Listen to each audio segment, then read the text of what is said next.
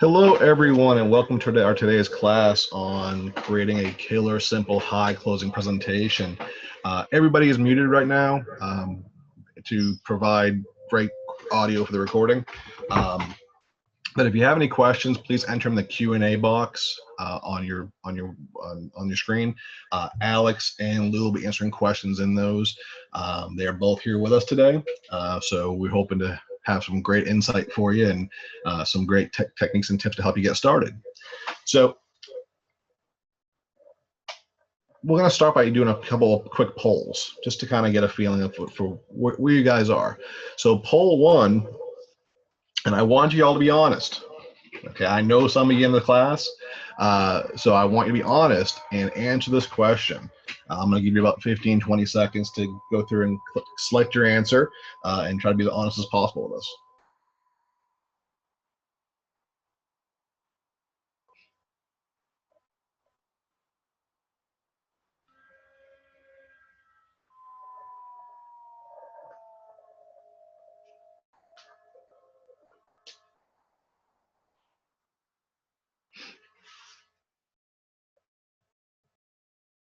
All right, thank you for that.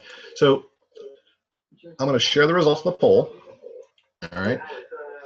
So accordingly, like we said, the industry average closing is less than 50%. So we have a couple of guys that are doing over that, and most of the group is under that, which is not surprising. But it is a telltale sign of why, as agents, we're failing, have a failing industry to a point. All right. So the next poll is I want to know what kind of sales pieces you are using when you're in front of the client. Are you using a company illustration, long presentation, which is like a comprehensive financial profile report, different softwares, segmented plans like VSA, what kind of stuff are you using? So take a moment and answer that, please.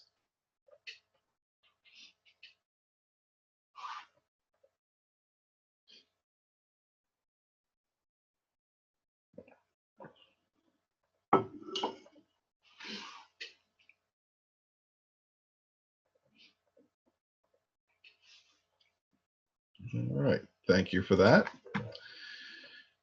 All right, so as I suspected, most people are using their company illustrations, which again is the same stuff we're taught by our FMOs and IMOs that, sell the product, not as much as selling the problem that we have to deal with.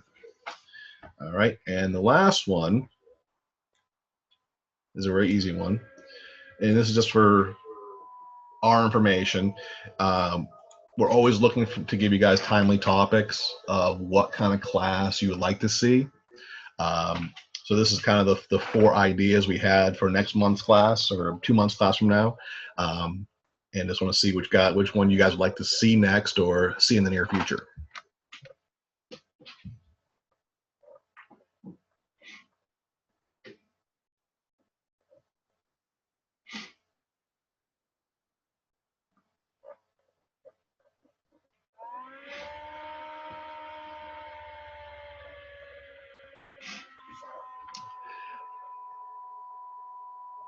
All right, thank you for that.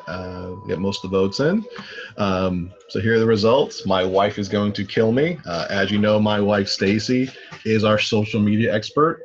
And she said if everybody voted and if her class was nominated, she would be on the phone speaking with everybody next month. So accordingly, it'll be me, her, and Alex next month talking about social media.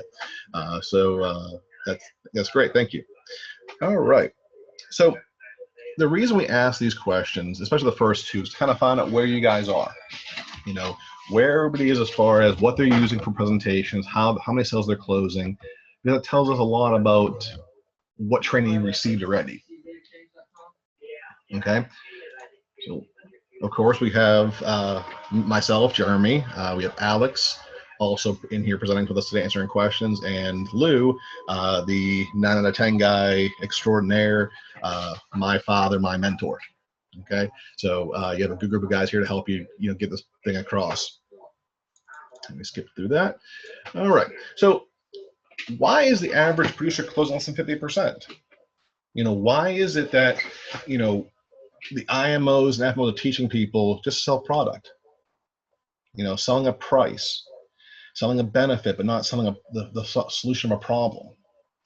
And that's why a lot of plans fail. That's contributes to why commissions are less than $600 per policy per year. I've been talking to agents left and right, and I have been asking that question, to kind of see where everybody is. And I have guys answer, well, I get 50 to 60 bucks a month. I get $1,000 a month.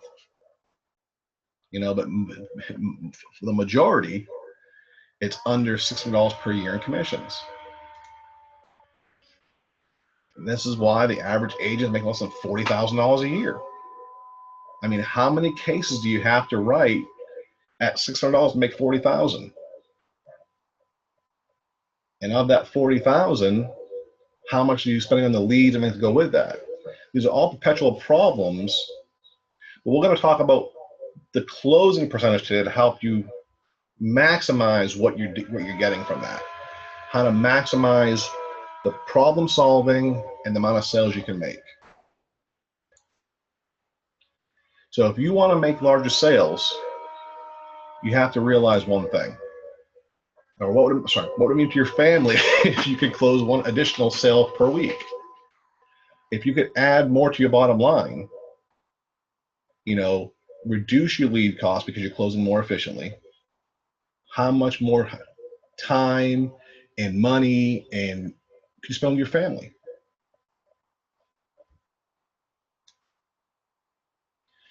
To accomplish this, you have to learn one very simple key concept. Okay? And this goes through everything we do. This is the one piece. Write it down on a sticky note, tattoo it on your shoulder, whatever. People buy based on emotion and justify the decision based on logic. Okay? This is the key concept you have to realize to make any planning piece work. All right? People buy what they want at the end of the day. We don't buy what we need. If we bought what we need, we'd all drive Yugos and have one TV. But accordingly, we bought what we want. That's why we have these huge houses, huge mortgages, 8 TVs, 85 cell phones, all these other things because we want them. And want is an emotion. So we have to reach people on an emotional level to get them to see that they want our product or service, but they want to solve our problem, want to solve their problem. And then we need to help them justify the decision. Show them the numbers to back it up and why it makes sense. So we have to get the client emotionally involved in the sale. And for some of you guys, you've been through our classes already, so you know what I'm going to say next is you have to ask questions. You have to get the client emotionally involved to show them the problem they have. Because if they don't see a problem, why should they buy from you at all? Okay? So we have to help them see the emotion and then justify it with logic and show them how they can really do it.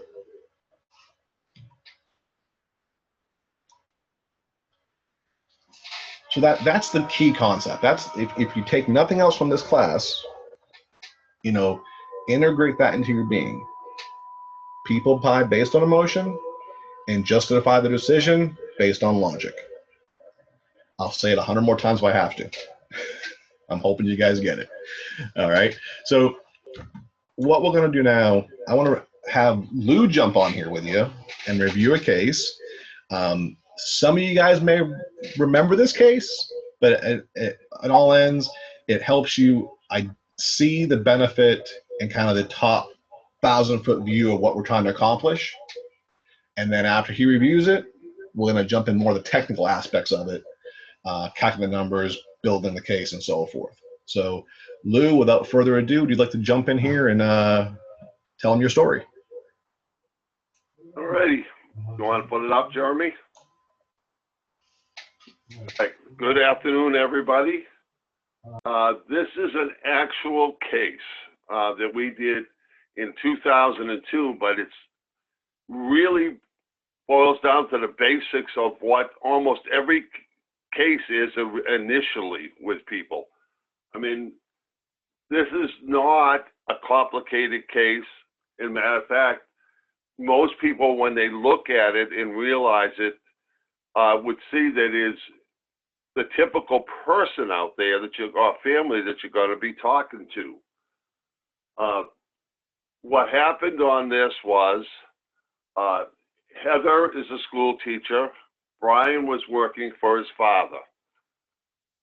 Heather just had her second child, so she decided to take a leave of absence till the two children had gone to school.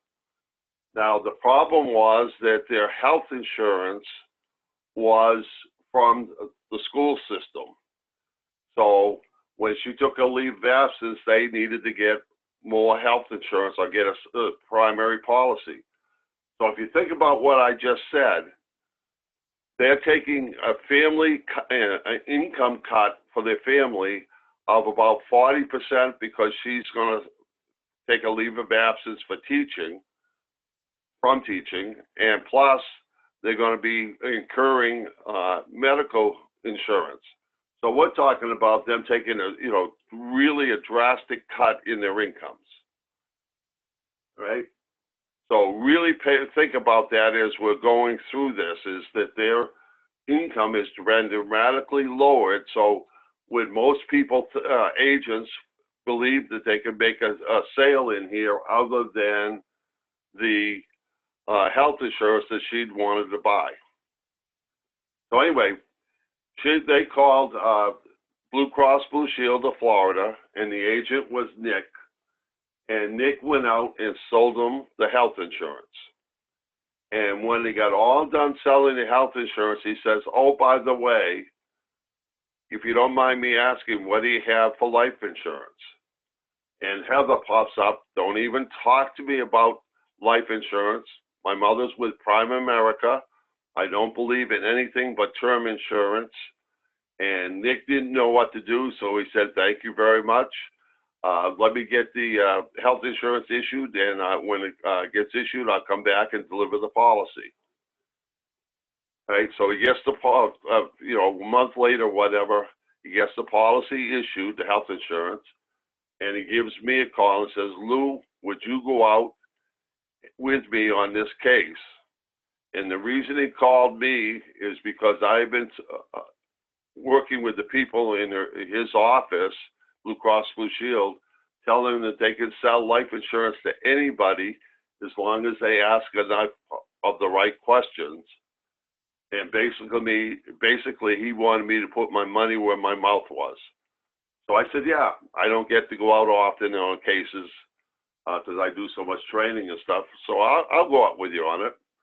So he goes out and we deliver the health insurance.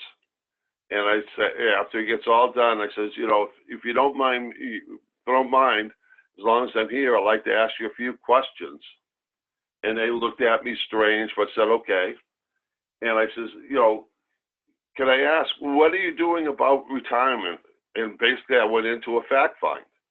And so the first question I asked is, what are you doing about retirement? And they says, well, we have a 403B and a 401K and simple IRA and some stocks that we've gotten over the years. And I asked them how that was doing for them. And they says, not too good. Now, if you think about this, this was in 2002.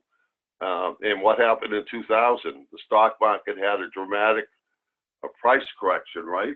So a lot of people lost 30, 40, 50% of their value of their funds or investments.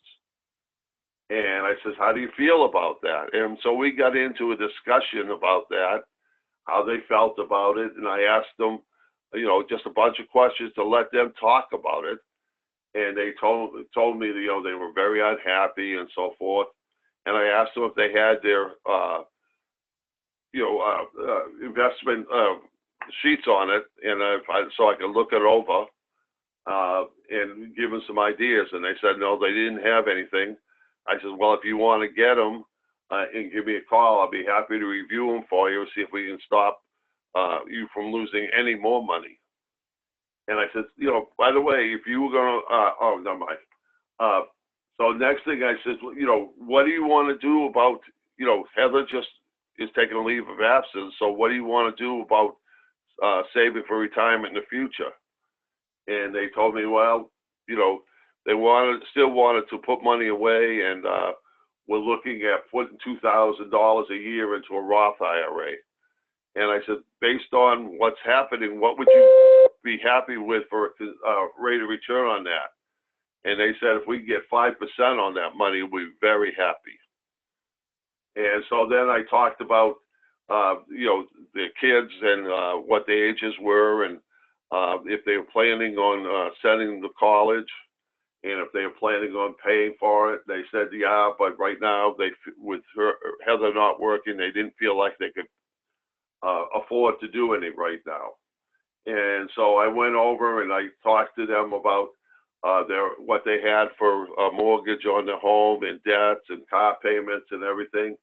And we talked about refinancing their home to pay off the debt and everything. And they just looked at me strange and weren't really interested in doing that. And so I asked, Brian what he did for a living, and he told me he worked for his father, and I asked him how things were going. And he says, not too well. And I said, oh, why? What's happening? Well, we've got so much business that we can't even handle it all. And my stepmother controls the purse strings, and she won't release any money so we can hire anybody. And so we talked about that for a few minutes, and then I asked him, well, let me ask you, if your father wasn't here tomorrow, if something happened and he couldn't work, what would happen? And he just looked at me and said, oh, damn. And I said, why? He said, well, she won't release any money now. If my father wasn't there, it would be impossible. So I said, well, have you ever thought of a buy-sell agreement? And he asked me what that was. So I went through that with him and just explained it briefly. And I keep it real simple at this point. And I said, if your father be interested in talking about that, just give me a call. Talk to your father and give me a call, and I'll be happy to go over that with him. And so then I talked about, him, if something happened to him and he became disabled, what would happen? And Heather says, that wouldn't be good. And I said, well, if you ever thought about disability insurance, and that would replace the income at least for 2 years or 2 or 3 years. One of the things I was a firm believer in is you don't get a lifetime disability policy. You ever get a 3 to 5 year benefit or whatever, because Social Security kicks in and it just gives you enough time to to adjust to the loss of income. And till disability kicks in. And there's a lot of other reasons for that, but that's one of the things that I talked to them about. So I talked about, getting a 3-year plan or whatever, and they thought maybe they should do that. And so then I asked them what they had for life insurance. And they said, don't even talk to me about life insurance. My mother's with Prime America. I'm not interested in cash value life insurance. We only believe in term. Same thing as she had told Nick. I says, I understand, but let me ask you, how much life insurance do you have? And she told me they had $500,000 on Brian, $250,000 on Heather. And I says, how did you come up with that amount? So we got into the discussion about life insurance, how much they needed, how much income that would replace, and all that. And but right now, again, that's all they felt they could afford was what they had. So I said, well, if I could save you a little bit of money on the life insurance, would you at least be interested in that? And they said, yeah, half-heartedly, but they said, yeah. All right. So at that point, I says, well, if I heard you correctly, really what your concern is about putting $2,000 away into a Roth IRA. You're going to get your statements on your stock investments and give me a call when you get those. and you want to look at disability protection, and if I could save you a little bit of money on your health insurance, life insurance, you might consider that. Is that correct? And they said, yep. I said, what I'd like to do is take all this information back to my office and come back with my best recommendations. Is next week at the same time good for you? And they said, yes. Right? So if you think about it, have I got them emotionally involved? Have I got them really thinking about their situation? Right?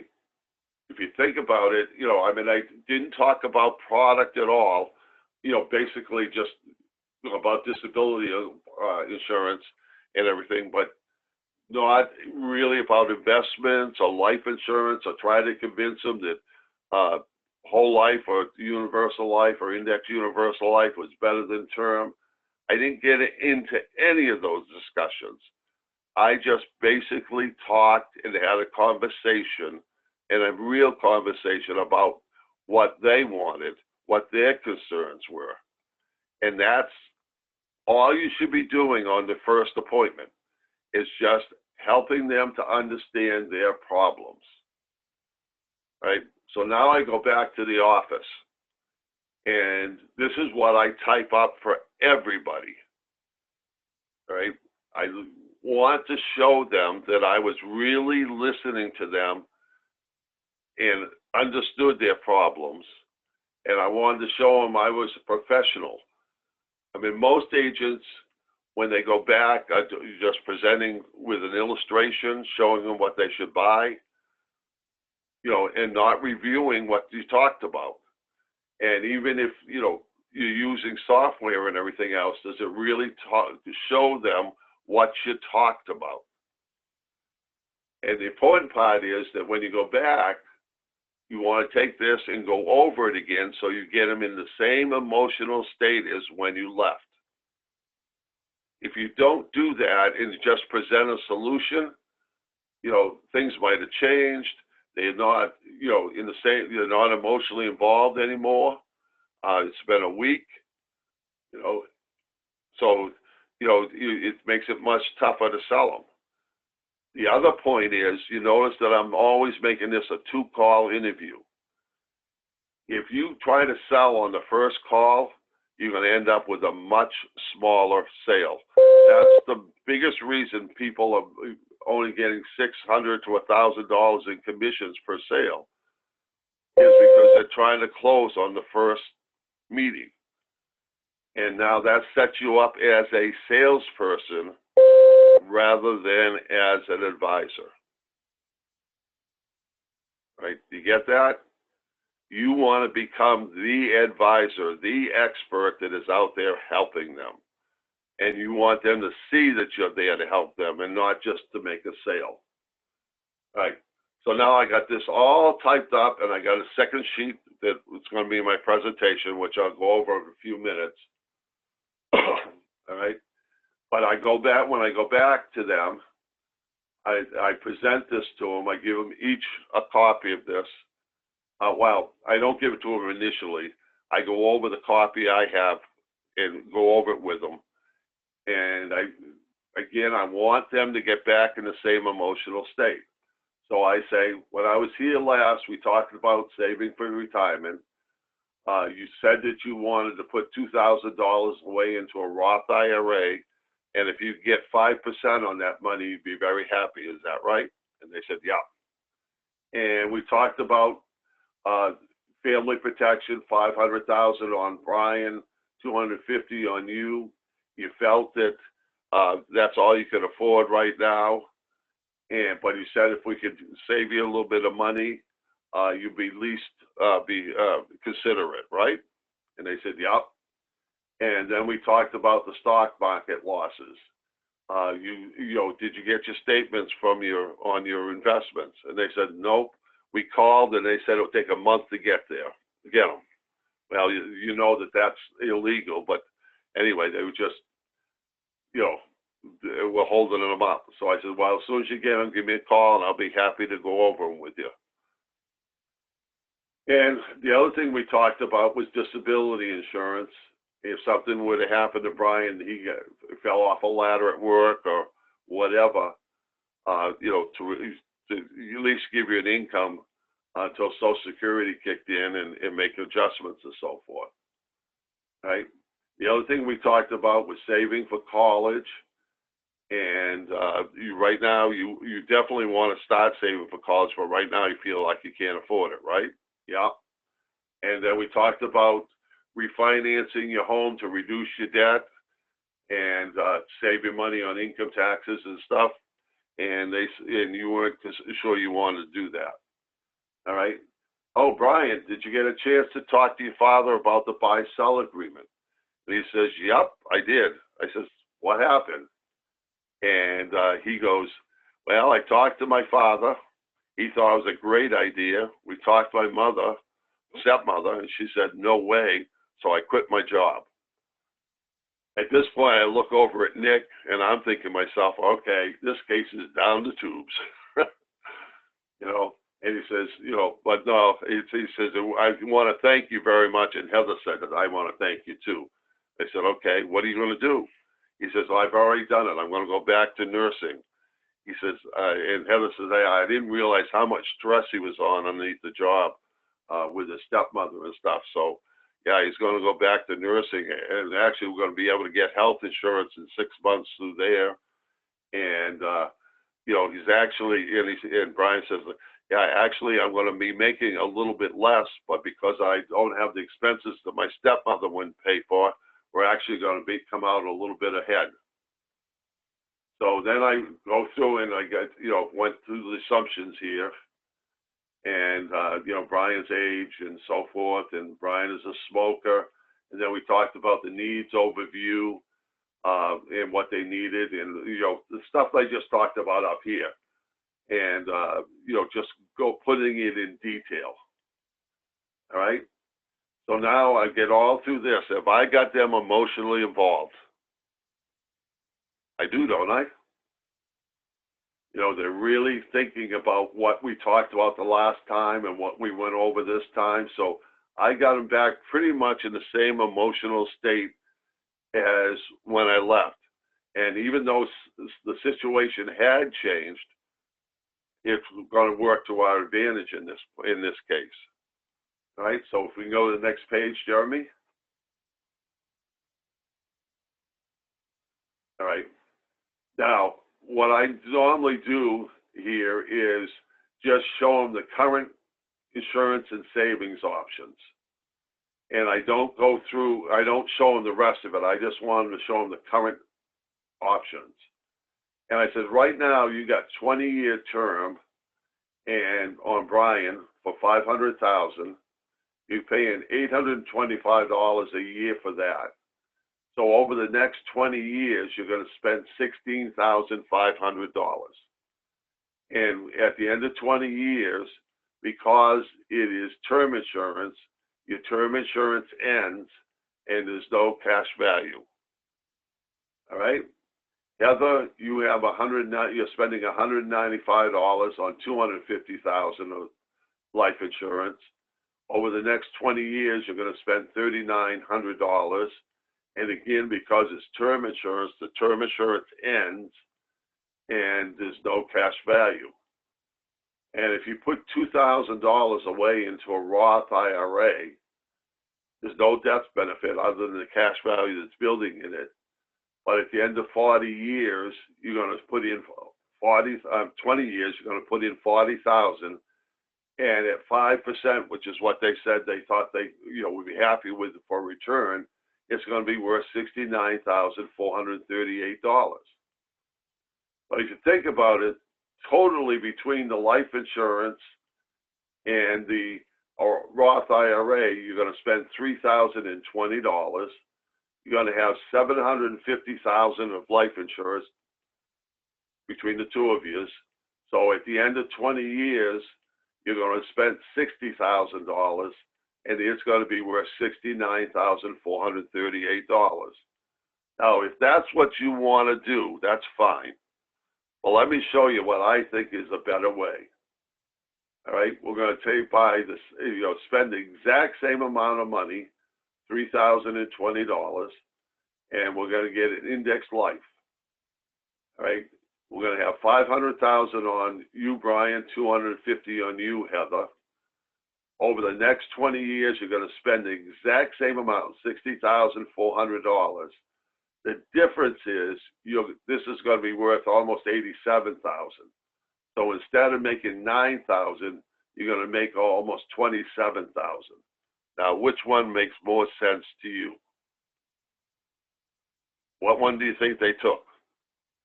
Obviously, they took my proposed plan. Now, think about it. They're spending the exact same amount of money, right, over this whole full 20 years. They're going to have the same death benefit, okay? And yet, this is going to build up more cash value for them. All right? So isn't this the logical?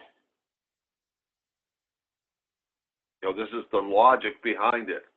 You have to show them that they're going to be better off doing what you're doing. You get emotionally involved, and then you show them that there is a better way. But you have to compare it to what they're doing. That's the biggest problem most people have when they're presenting stuff. They're not comparing it. Now, when you look at the first thing up here, one of the things you'll notice that I put the zeros in there for cash value and told them the insurance ended. I also put in what they paid for total premiums. You think anybody likes to spend $16,500 and plus $3,900?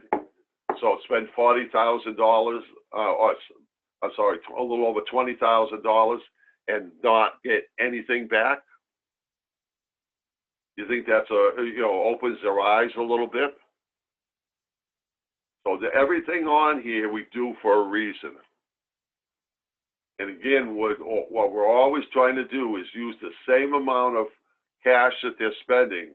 Now that Roth IRA could have been money in a 529 plan for college for the kids, could have been a 401k, it could have been anything that extra money they're putting onto a mortgage to pay it off early. We just want to show them with what you're doing now, the money that you're currently spending, is there a better way to do it? Okay? And you can do this with almost everybody. It's a simple case. And what we're trying to do is just find the easiest way to make them a client first. And that's what we did here, isn't it? We made them a client. We showed them that just taking a couple things that they were doing and showing them that there is a better way of doing it. So logically, it makes sense to them. Now, if you notice also the notes on here, all right? They get a tax-free access prior to 59.5. No early withdrawal penalties as with a Roth IRA. Plus, on what they're currently doing at the end of 20 years, Brian has no more insurance, does he? And neither does Heather. Here, Brian will have $300,000 worth of death benefit from the life insurance. And basically all this life insurance was a whole life with term riders.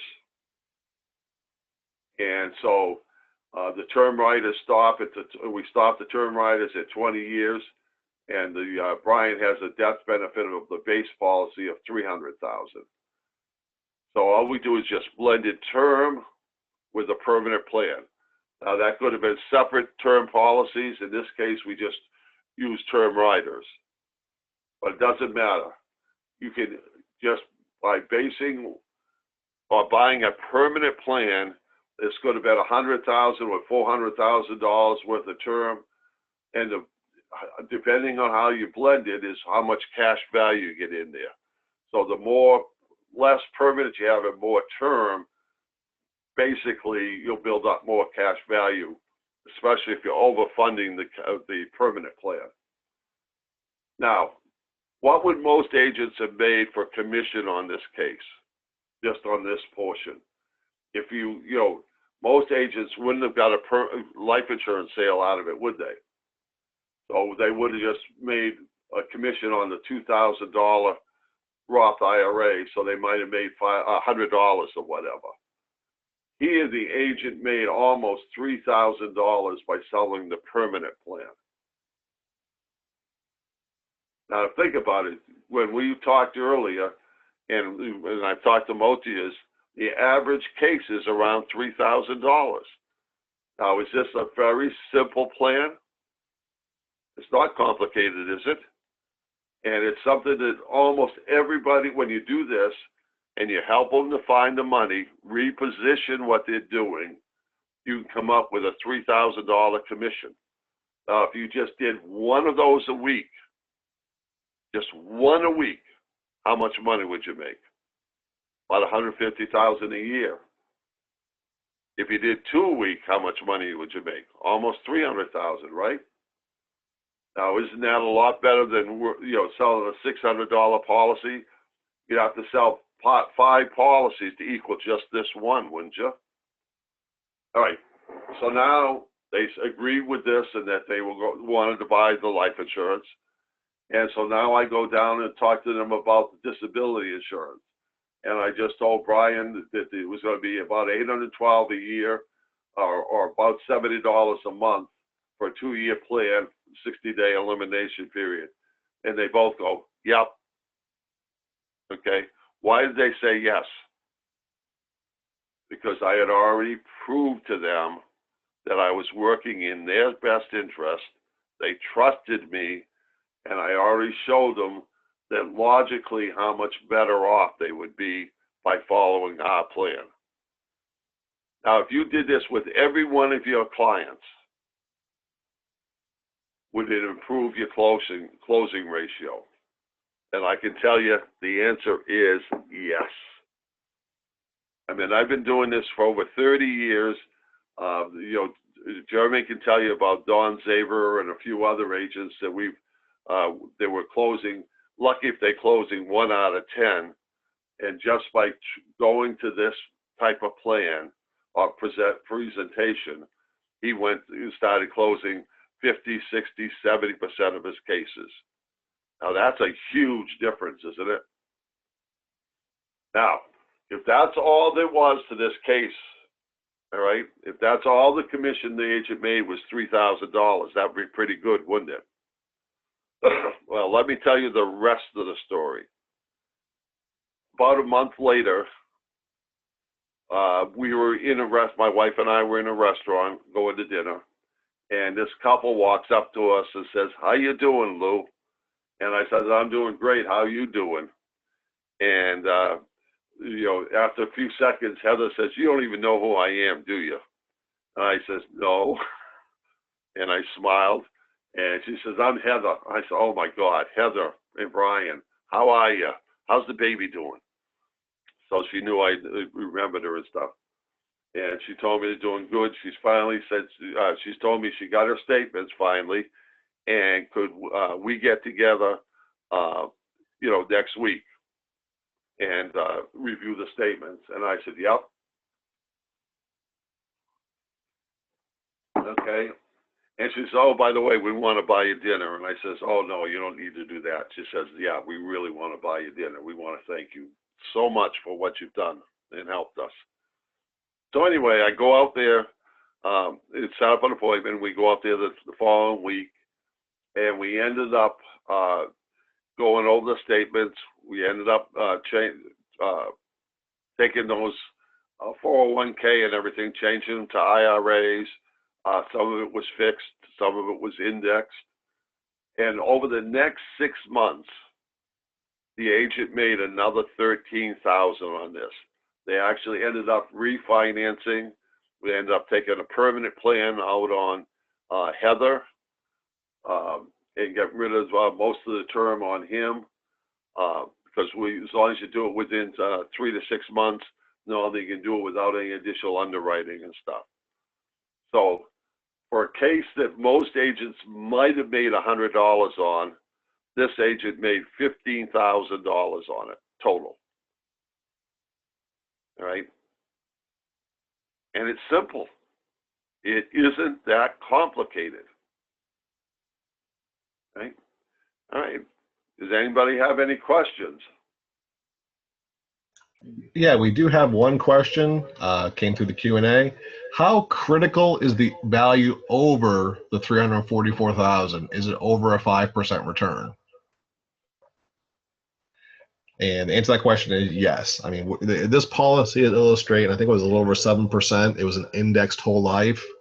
But I mean, the key here is we want to show them having more value than what they have right now.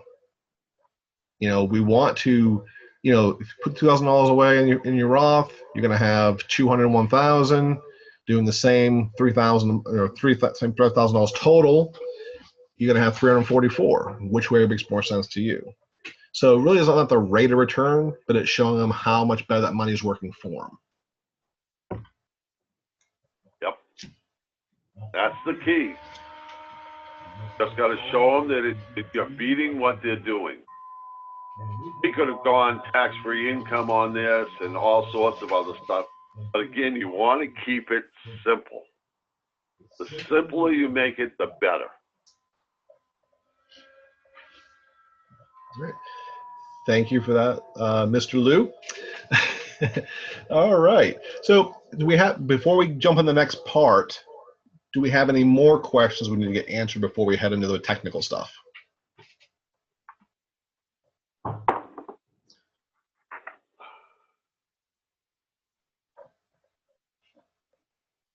I don't see any questions coming in. So we're going to jump into the next part. So we're going to talk about how to make this work. How do we put this in practice? You know, and it's a really easy process, but most agents think it's really complicated. So I'm going to go through a simple case and just show you how to build it from start to finish based on the information we have on hand. Okay. So first, we're going to lay out the situation.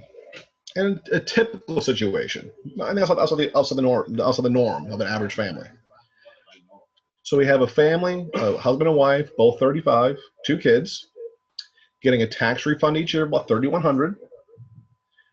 She's the breadwinner, making $65,000 a year. She's putting 10% into her 401k, you know, and only going to match on the first 4%. They have some term insurance, a couple years old. And they had some major concerns.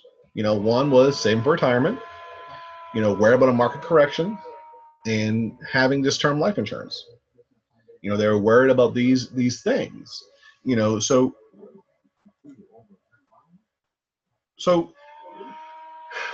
that's the basis of what we're going to build from. Okay, so the next question I get from agents is, what tools do you need? You know, what do I need to help to build these cases? Well, you need Microsoft Word or equivalent. You know, because we have this built into a Microsoft Word template.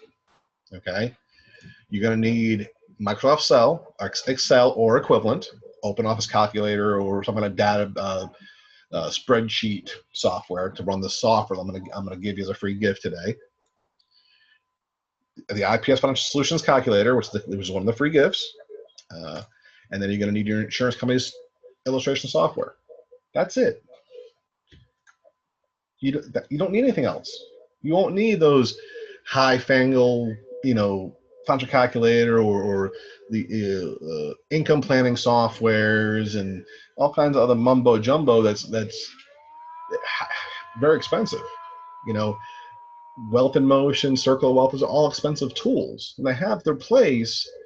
You know, but I don't like using software for my clients. I want to keep it old school. You know, face to face. Black and white. Okay. So let's go over the template. All right. So here's the simple Word template.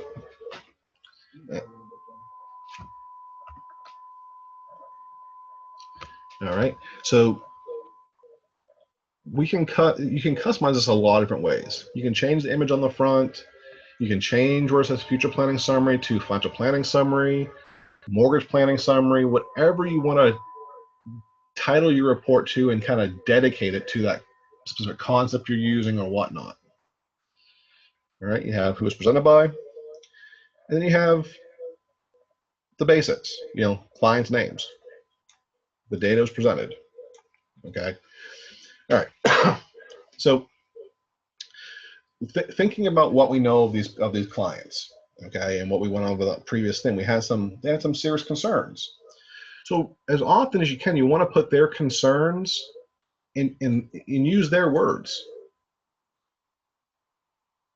So you want to almost quote them if possible. So if they said, Jeremy, I want to screw the government out of thousands of dollars of interest earnings and not pay a dime of taxes. Okay. Something they're passionate about. It's a hot button. So we want to put that on the first page because it gets them back in that same emotional state they were in the first appointment. So in this case, they want to save more money for retirement. The 401k wasn't cutting it, and they were worried about losing money in the market. The market tumbles like 2008. Valid concerns, right? Then you have some secondaries, worry about the terms not being there when they need it most. You have your basic assumptions. And then you have your recommendations or needs overview. Lou does the needs overview, kind of reviewing the position. I do a recommendation. I'm more of a direct, here's what we want to try to accomplish with this, or the basic steps we're trying to lay out for them. So in this case, reposition the 401k, tax refund, and term life, create a plan that's going to create and provide tax-free income and permanent life insurance coverage. And you can make it as wordy as you want within reason. I could add more in here about having permanent coverage you cannot live, and go into full paragraphs. I've seen agents put a paragraph under each section, each bullet point, and it works. But if you have that in their own words, try to use their words. Okay. All right. So here's the next step is really that first page is the easy page. Okay. Because you're just taking information off your fact find, out of your notes, and putting it into practice, putting it into the emotional state, to help them contribute back to that state. So the next page is arguably a little harder, but not much. It's all about creating the logic behind it. So we know what their current situation is, right? There's no in between there. We know what that situation is. We have the numbers, we have their situation, and so forth. So we go through and plug the information in. So we know he had a term policy. She had a term policy. They're putting money in their 401k. They're getting a tax refund, which that's about $300 a year total. I break it down to monthly. I find if you're dealing with annual premiums, it can scare people, especially the average family. So breaking it down to the monthly contribution makes it a little easier sale, I believe, in my opinion. So overall, this family, for their term insurance, the 401k, and the refund, they got $870 a month to play with. Okay, so the next step we talk about is, getting the premiums paid, or the amount of money they're investing over a certain time period. Okay, so in this case, they have 25 years left on the term. So we take 40, because it's $40 a month, times 12, times 25. That gives you the annual premiums paid, which is $12,000. Same thing on the wife, and that comes back to $9,000. All right, and in the end, they have nothing. They're gonna get no income from this. They're gonna get no value from it. It's just a waste of dollars, unless they die. Okay. Now, the tax refund. We'll jump to this one real quick. Is if they continue to do what they're doing and have this tax refund, are they ever going to save it? Most families are just wasting it, spending on vacations, paying off odd debt or whatnot, but they're not really putting it to use. And worse, they're giving the government a interest-free loan all year because they can't touch it till they file their taxes. Almost like a forced savings plan, but it's not really the best interest of the client. If they need that money on a monthly or weekly basis, how much better off they'd be if they had that in their paycheck each week. Okay, so over the next 25 years, they're going to get a tax refund, and that's going to amount to about 155,000 of dollars they're wasting and getting zero from it because they're not saving it. All right, and accordingly, so then they have the 401k. Now we know she's paying in 10% of her income, or $541.67 a month, plus a match. So if I can grab my notes real quick, I'll show you how to run those numbers so you have a basis to build from. So we'll go back to the other magic software. All right, and this is one of your free gifts you get for coming to the class and so forth. So this is the software I wrote that kind of does all the different calculations you're going to need to create these plans. Okay, so the brief explanation of how it works: duration is the amount of time you have to invest. So in this case, 25 years. Okay, we're not going to count what she's already contributed to her 401k.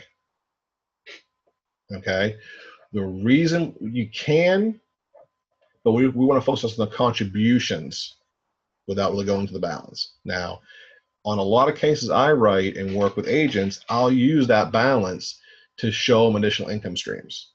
So when I go through the case, and you'll see that I create income for the people, income in the 401k, and so the balance will produce the income on top of the life insurance and whatnot. Okay, but for this case, we're going to do just knowing no current balance, and then going to put in $541.67 a month plus the match. So with the match, and I lost my note. But basically, I think it was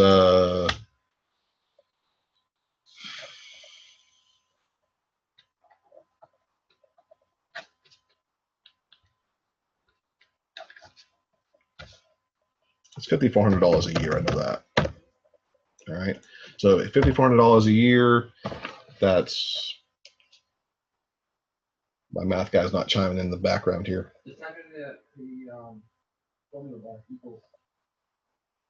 Oh.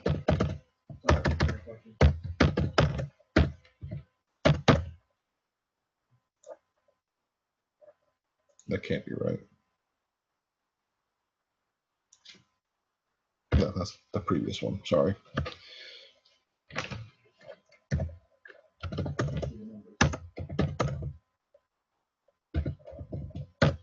There we go. That's still not right. I apologize, guys. So 6,500 plus 2,600 divided by 12. So 758.33 with the match. Okay. So if they contribute this, and we think, depending on what they think they can earn on that money, and if we think conservatively, we could look at,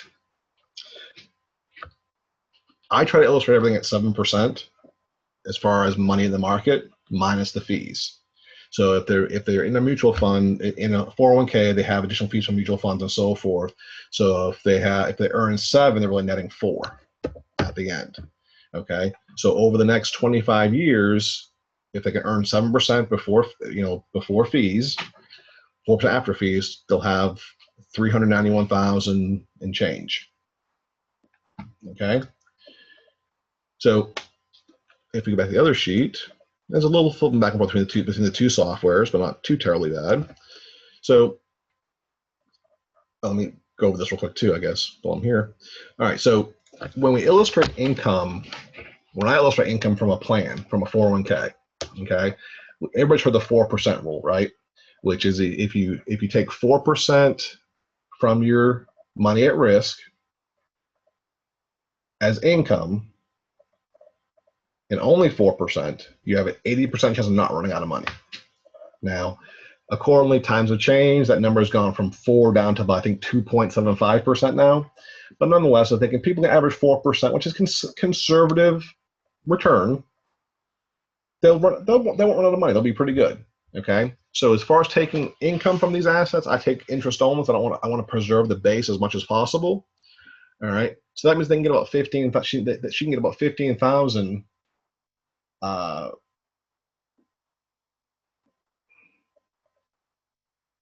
about $15,000 of income per year. And for some reason, my number's not coming out right.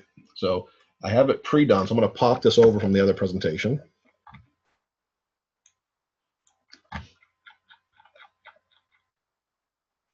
So I already have this pre-factored a little bit here. All right. So over the next 25 years, they're going to spend $162,000 in total premiums, not including the match, and have about $700,000 in growth and $27,000 in income. Not a bad plan. And this is what the typical family does, right? Every day. All right. So in the end, over the next 25 years, they're going to spend $261,000. Sorry. And have, by age 70, $700,000 in their account and have about $30,000 income. Not bad. Great start, right? But let me show you something I can do a little better. Okay. Let's reduce that 401k contribution to just what the match is. Okay. So we're instead of paying $541, we're dropping down to $216. Okay. 216 plus 216 is 540 something over the next 25 years per month. Okay. So in the end, they're going to spend $65,000 and have about $397,000 in their account. And that'll pay them about $15,981 in income. All right. Then we'll look at what the permanent life we can do for them. Okay. Because that's the goal here, right? Is, whatever you're selling, we want to put it in the forefront. So we know we have $870 a month total to work with. We're going to drop it down to $216 for 401k contribution. So we have $600 a month to spend, right? $650, somewhere in that range. So if we take, and we don't want to be greedy, I don't ever want to take all their tax return and not give anything back, not take everything and not give them some leeway. I'll put them in a better position than before they met me. So I'm going to put $100 back in their pocket each and every week.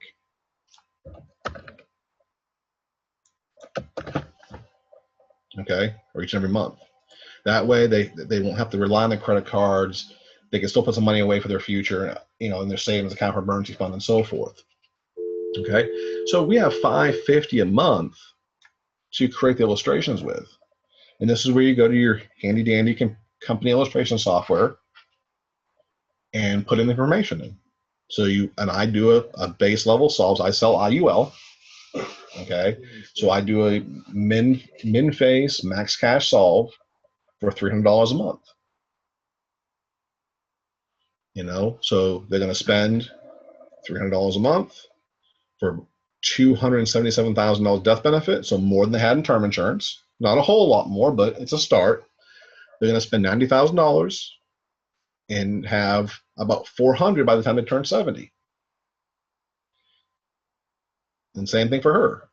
I'm going to do $250 a month. Now she's the breadwinner, so typically I would do more on her, but because they're so close in age and he's a male, he's cost more.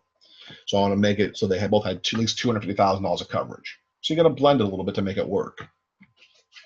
And you can use several policies. I could have done, one big policy on her and put a term insurance on him or a GUL on him or whatever.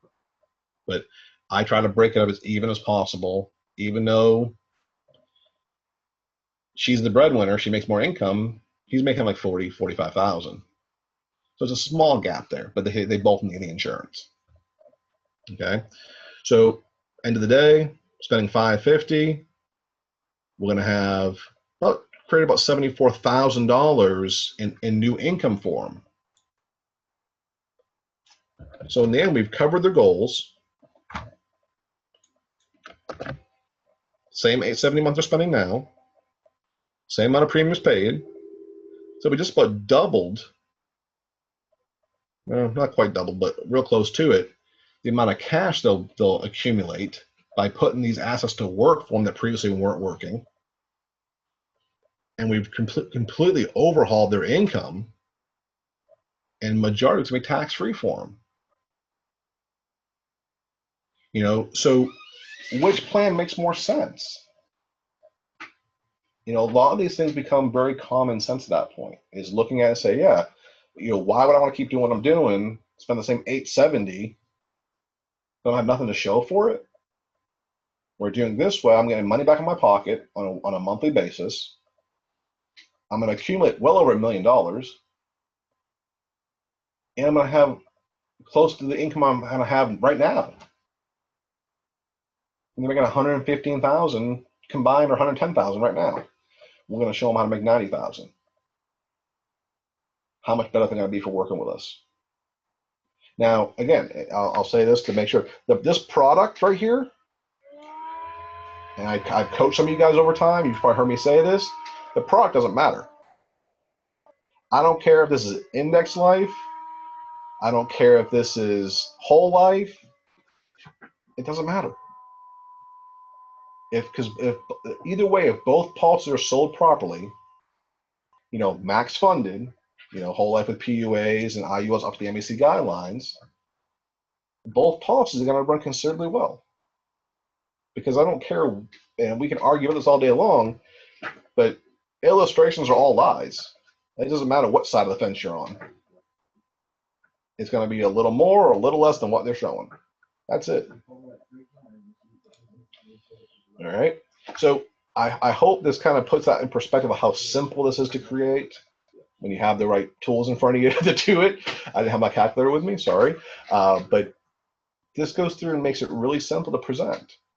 And you have the whole big picture for them on one sheet, on 2 pieces of paper, that shows them exactly where they are and exactly where we can take them. Does that make sense? Now, some of the guys like to use this little thing in the back to kind of add the advantage of the cash value life insurance. So you'll get a copy of the template in the email I'm sending out a little bit. But we want to give you the tools you need to succeed. Okay, so here's what not to do. Okay, now I coach a lot of agents. I build a lot of cases. I've probably in my career built 10 to 15,000 cases over the last 20 years. You know, so don't go too big. Okay, don't try to solve all the problems in one plan, in one session. Once you confuse the client, you lost the sale. Period. It's going to be really, really hard to recover from that. But you know, as advisors, we're conditioned. You know, we fall in a trap. A lot of us do. You know, we see an opportunity, we jump onto that opportunity. You know, and we don't handle the problem appropriately. We don't close the deal properly. We don't get the information we need because we saw a sale opportunity. Okay, or we see multiple sales opportunities, and we want to try to fix all of them at once. You can't do that. Okay, if you're trying to do a refine, if you're trying to do write some annuity, you're trying to fix their insurance, baby steps. Take one set of problems. Now, if you can cluster some problems together, like if you're talking about someone who needs life insurance and needs to plan for college, those two mesh very well. You can multitask at some of these points. But if you're having to put 1,000 moving parts in, you're going to have a problem. So eliminate the moving parts. You know, when we're talking about, don't ever talk about cap spreads, par rates, how indexing works. You know, we'll buy the S&P 500 monthly point to point. They don't care. As long as they know that it's going to help them long term, you know, they don't really care how it works. You know, people don't go to a car dealership and ask, you know, how the engine works. They just know they're going to turn it on, it's going to go from point A to point B. And if I had the video, I'd show you a great Tommy Boy quote from a movie a couple of years ago that explains exactly that concept. And some of you probably know what I'm talking about by me referencing it. Don't be too technical. You know, a lot of agents I work with want to be too product specific. They try to talk about how great the IUL is, and living benefits, and all this other stuff. It doesn't matter. internal rates of returns, and it doesn't matter. If you're showing them this is where you are right now, and without me taking all your money, I'm actually giving you a little bit, spending a little less than what you're spending right now, and I'm putting you in a better position long term with zero risk. We didn't even talk about the risk in that plan. They're worried about it. We wouldn't have to even get into it. They know they're worried about it. With the permanent life, the worst you're going to do is zero. With a whole life, 3 or 4%, win-win. The bane of all existence, giving too many options. If you're selling insurance, okay, and I have guys I work with on a weekly basis that I see every week that bring me in their sheets and have 3 options on it for 3 different term products or 3 different IUL products, 3 different price points, and you have to think about this is doing it this way, doing it the way we're teaching you how to do it. Are you an insurance agent or you're a financial advisor? What do you classify yourself as? If you're an insurance agent, yeah, you're going to sell based on price. You're not going to go through all the extra work to create these plans. You're going to take that little one sheet and write in here, you need a 20-year term, a 30-year term, and a 15-year term. Here are the prices. And make $600 a sale, $40,000 a year. If you want to grow, you have to realize, whether you think you're licensed for it or not, you're a financial advisor. You're helping people make financial decisions that impact the rest of their life. Now, granted, we can't make a lot of bad decisions. Because our products are fixed. We can't really lose money. So we can't really screw people up on that aspect of it.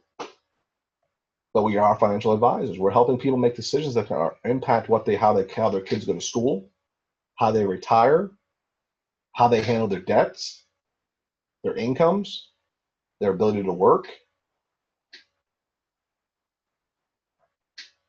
We have a huge responsibility.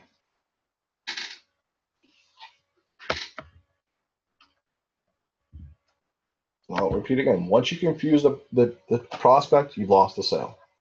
The minute you try to give them too much information and have too many moving parts, too technical, whatever, you lose. Pack up and go home. You're going to hear, I need to think about it. You're going to hear the objections.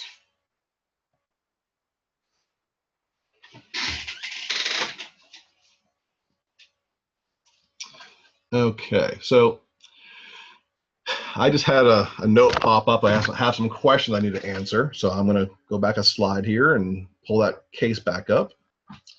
All right, so I don't want to get too much into product. I really don't.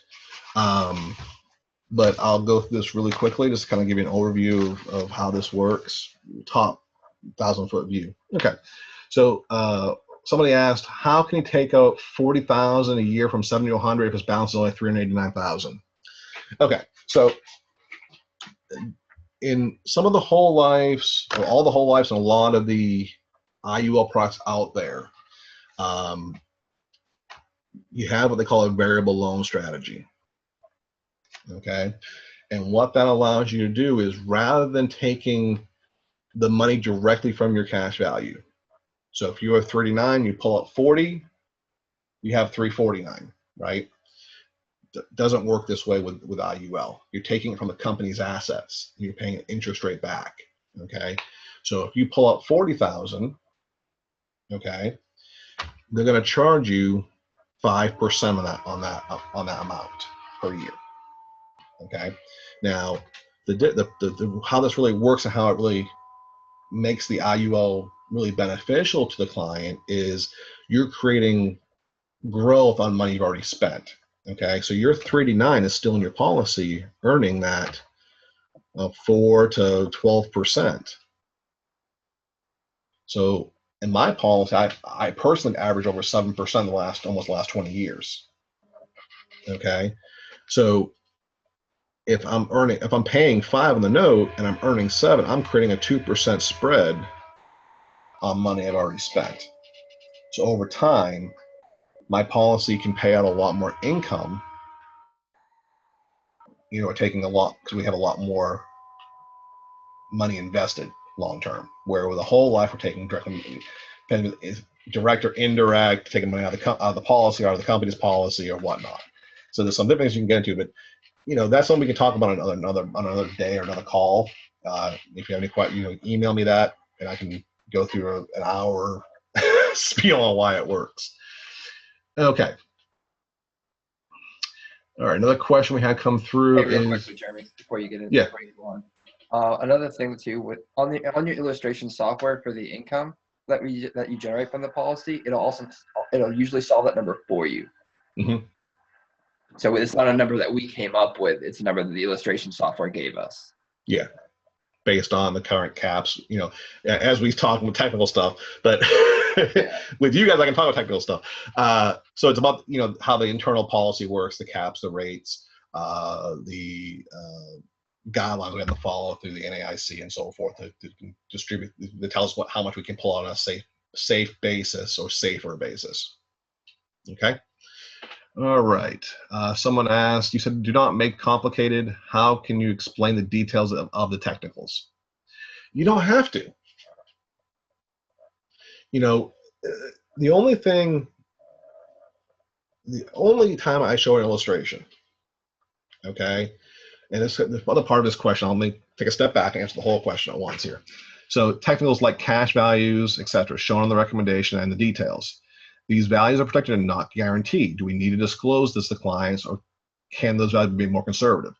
Okay, so that's a couple different parts of questions there. Okay, so first, yes, you can make the values more conservative. Okay, in the IULs I use, the illustrated rate is 7.49%. Okay, that's after the NAIC has already gutted what we could illustrate a year and a half ago.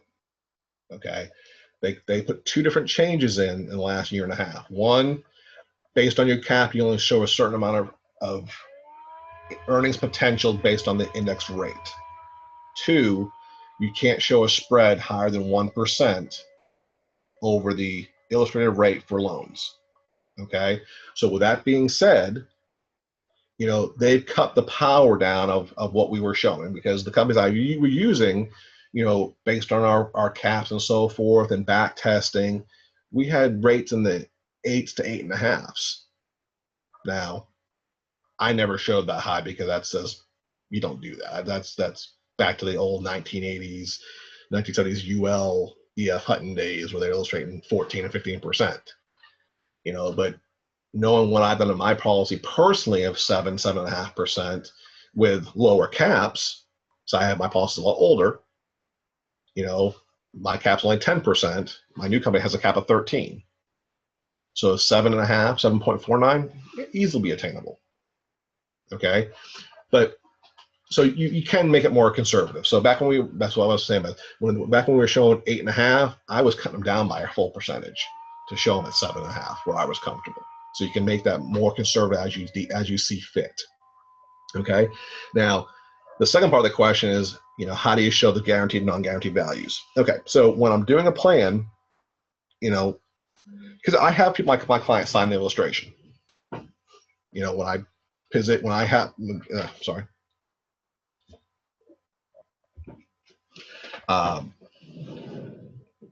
So when I have the client, when the client says, yeah, we're going to move forward, yeah, I like the plan. Okay. So then, when I have them sign the illustration, I pull the plan back out. I show them here's the cash value at age 70. Here's the income. Here's where you sign. So I would show them the non-guaranteed values in the illustration, doing what I have to do legally. That's the only time I use the illustration. Okay. So, but as far as other technical points of it, there's some simple 5-minute presentations we use before those come up to be used during the fact find that explain some of the technical aspects like indexing in a very simplistic manner. Okay. And I think if you remember our resource center, there's some videos on there that kind of can go through some of those with you. All right. Now, somebody else asked, is doing a retirement for the wife and husband, if we do 2 custom whole life policies for both husband and wife, and they're also going to protect their mortgage, so creating 2 20-year terms for a total of 4 plans, too much for the first close? No, because a lot of times you can do it on the same application. Okay, so if you have, you know, a whole life policy for growth, and then a supplement with term, you can do that on the same application. So a lot of times I break down the 4 lines and show here's, you know, Mr. Client, here's your whole life, here's your term to cover your death benefit, what you wanted. Mrs. Client, here's your whole life, here's your term to supplement the mortgage also. And it's still going to be better off than what they were doing. Okay, so there's different ways you can present it, and there's some other places you can learn more about this. I'll go down in a second here, but you know, well, I guess we'll go through that now. I guess probably easier. So the next question that we get is, what's the next step? You know, okay. So where can I learn more? Okay, so this leads into that last question: is where can I learn? You know, these are all great questions you guys are asking, but there's a next step to this. Okay, so on our marketing and sales resource center, okay, there's a whole section of case studies. I think it's like 15 or 18 of them up there right now. Okay, and we're constantly adding more to it.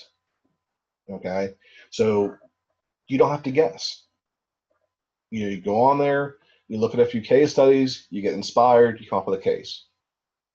Okay, or you use it as a template. I mean, they're all PDF files, so you can't use the actual template, but you get the gist of how you get to lay it out and present it. Okay, so you don't have to do a lot of guesswork. Okay, in our how to close on 10 videos, there's more training on this presentation piece. More about how to ask the questions, the client emotionally involved, and how to create these plans efficiently.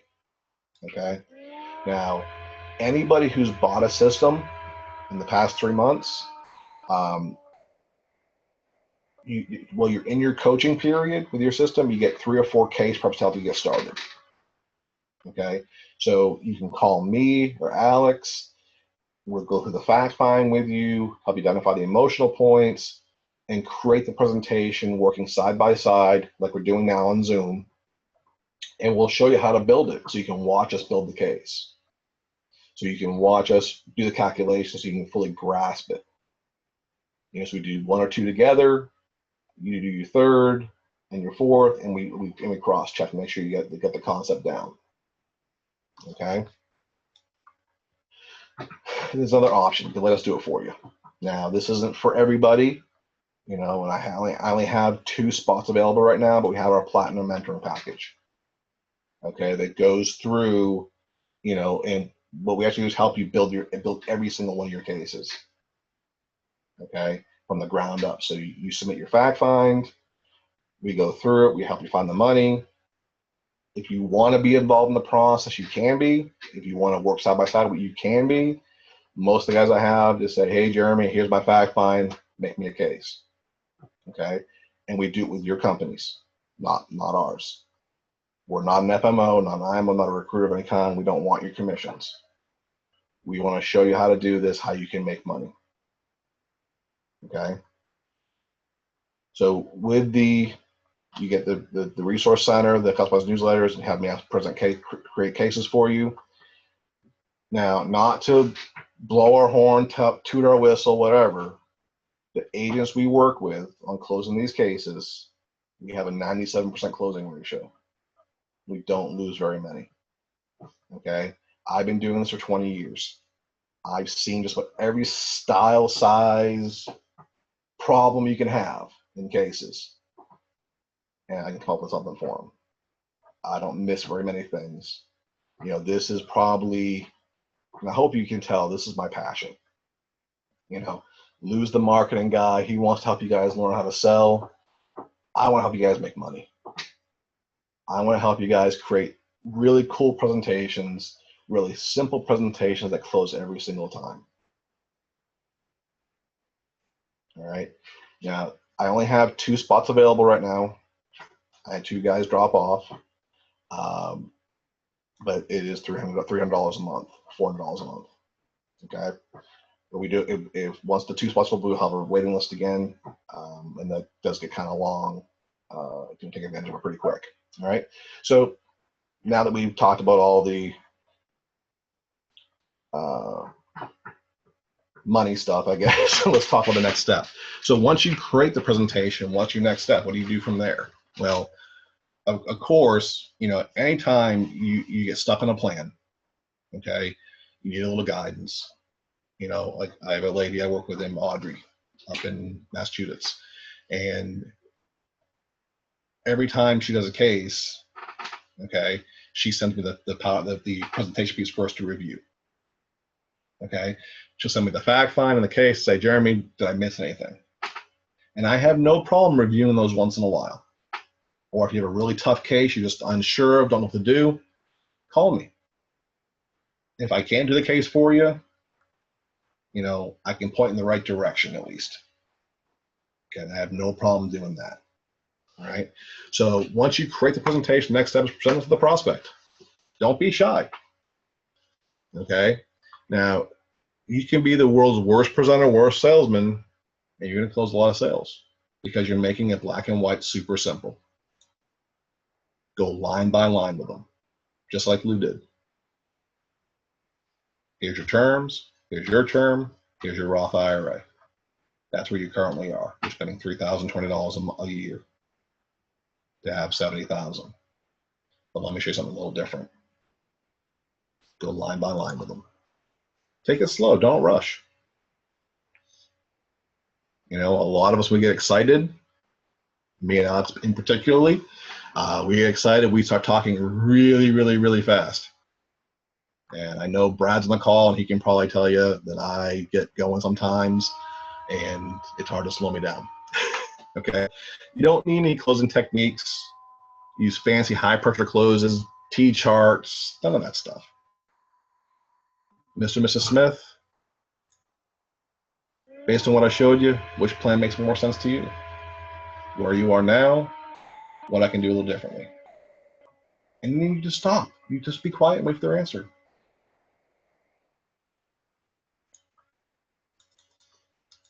You know, so I hope you guys took some stuff away from this class.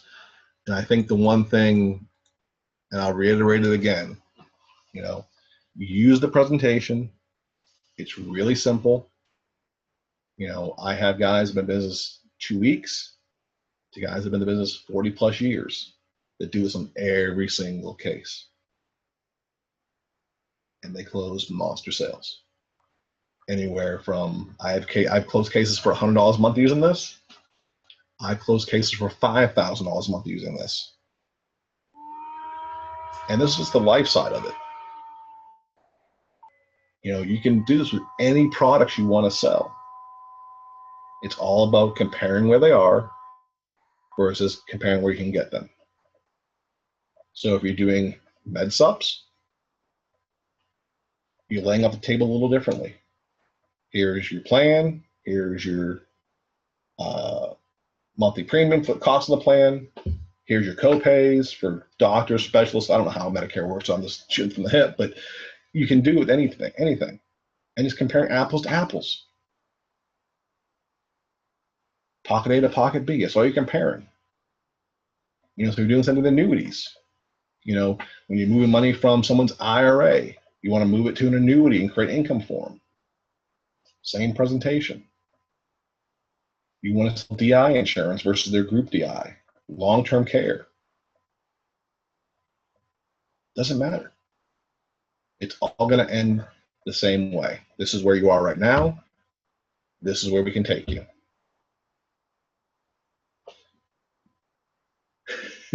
I just had a post from Brad, and I'll read this aloud because I appreciate this. This is from Brad in California. The largest life case and the largest annuity that I've ever closed is using this presentation in Jeremy. Okay. Thank you for that, Brad. I know which case you're talking about. That wasn't that really nice one.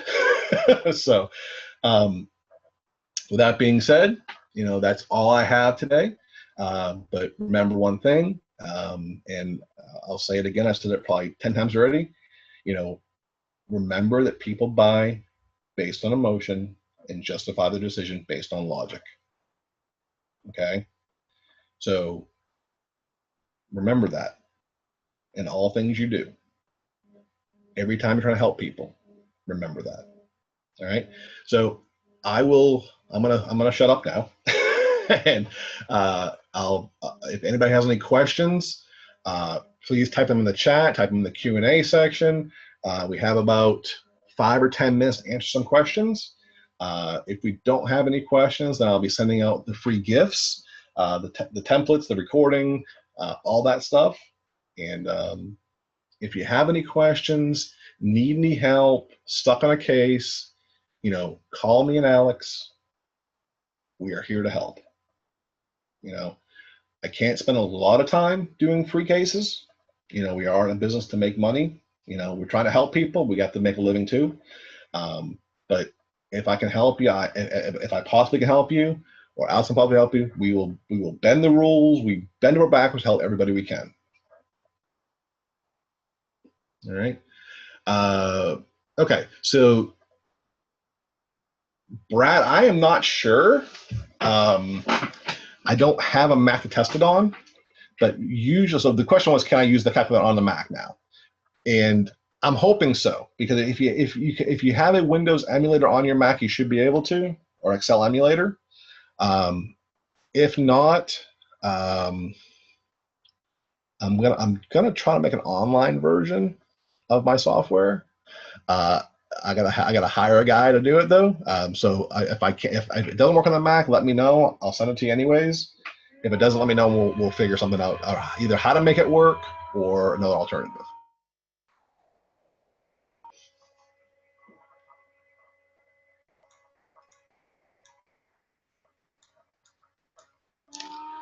Any other questions? Don't be shy.